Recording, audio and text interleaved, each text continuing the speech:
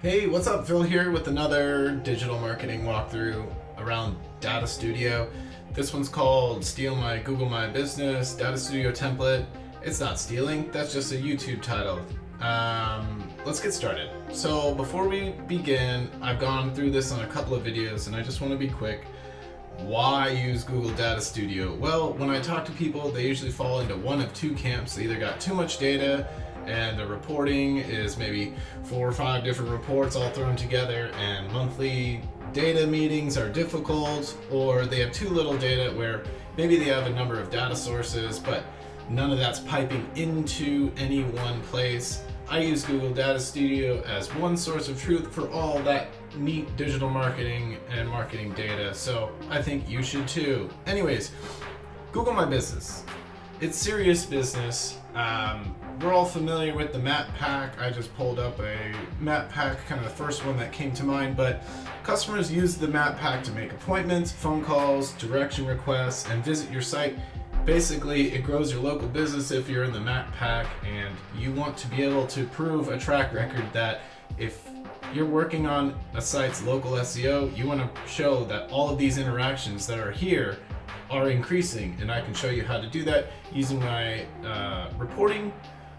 Some quick Google My Business stats if you're not sold on it already. I think most people are familiar with this, but Bright Local did a good study on how just the impact of Google My Business, and this was done in 2019. So these numbers are a little old, but 60% of customers are used to using Google My Business for phone numbers and directions, right? We're here in 2021. I can guarantee that number's risen, right?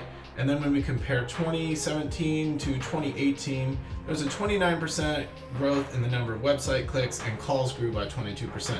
Again, it's 2021. I can almost guarantee that that is grown up substantially. The bottom line is Google My Business is becoming widely used by customers. Google My Business is a focus of Google, but their insight dashboard, in my opinion, leaves a lot to be desired. So I'm going to show you how to use my templating, especially when you pair it with a tool called Supermetrics. Supermetrics is a connector that you actually have to pay for. I think it's super great. If you do decide to check it out, use the link in my description because it's a great way to connect not just Google My Business, but all your socials. So I think it's a fantastic tool and I highly recommend it. So we're going to be using it today. So pause the video if you're interested. Go ahead and grab that free trial. I think there's a free trial for Supermetrics, and then come back here because I'm going to show you the setup, and I want to show you the setup really quick. So yeah, let's get started. Hey, Phil here. By now you should have gotten your free trial of Supermetrics, link in the description, and then have gone to my site, filled out the form, and I've sent you a link to this in your email. You are going to make a copy of the report and make sure you have Google My Business selected. I'm going to load that up. And just to make sure you have this is your title page, feel free to delete it or make it your own. You can do it that way, right? But I'm going to show you the data. So if you go, and I'm assuming that your sources are good, but if there was any issues with your data sources, this applies to all of my reporting, right? So you go to the sources like I did just there, right there in data sources, and you're going to search Google My. And then from here, you can choose your different clients, right? So,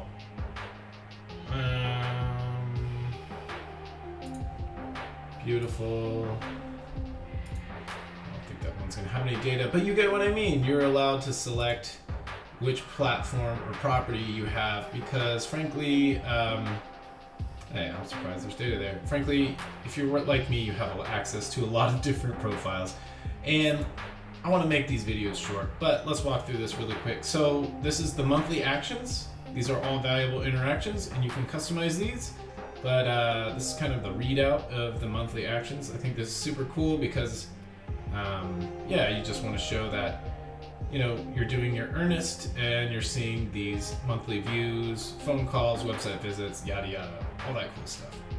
Actions by date, which I think is neat because typically businesses follow this pattern, and you can say, hey, it's consistent with you guys having kind of slower weekends, right? These are cool interactions again. It's the same data from up here, but they're in these little boxes.